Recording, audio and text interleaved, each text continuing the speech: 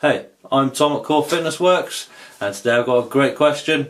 The question comes from John Walker, and it is: should I squat heavy to 90 degrees or should I go lighter and go low?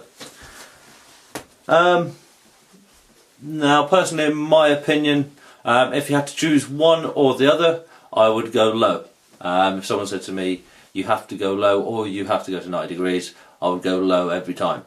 The reason being is I used to squat to 90 degrees, but I didn't really get a lot of gains. My strength didn't change an awful lot. There wasn't much change in my legs. So I changed from going to 90 degree to going low. And all of a sudden, lo and behold, suddenly my strength's starting to go up fast, and the gains in my legs, the definition of my legs started coming a lot.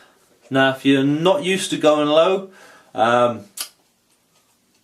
then to start with, when you start pushing yourself to go low, you'll probably find that you get a tight sensation, pulling, possibly even pain through the knees. The reason for this just simply is because you're just not used to going that low. It is a natural position for the body to be able to get in, or it should be, but because of modern life, the tendons that travel over the knees have shortened, and obviously it's now more difficult. When I first started to go low, I was getting pains through my knees, basically just because the tendons were being stretched and they weren't used to going that low. I kept doing it, and surprise, surprise, I no longer have any pains. Okay, and another thing about when you're squatting low, especially if you're not used to squatting low, is you need to keep an eye on your heels. Make sure you're keeping your heels flat on the floor and seeing if you wink. Now, winking is when the pelvis tilts in, okay? So when you go below the horizontal position, below where your thighs are horizontal, and you start coming down further, you might find that your pelvis pushes in, tucks under. Okay, it's called a wink.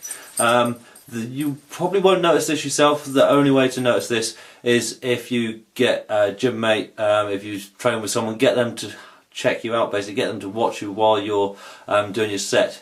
Now, there's two things you can do. First, get some chocks under your heels. Okay, put a couple of plates, not too big. Put a couple of plates under your heels, just the heels, still have the toes on the floor so that your foot's at an angle. Okay, this will mean so when you squat, your hamstrings aren't being pulled so much, because obviously it's your hamstrings that tuck your pelvis under. And obviously while you're doing that, that's obviously a quick fix, but obviously you want to fix it permanently, so you need to do lots of hamstring stretches. Okay, there's lots of various different hamstring stretches.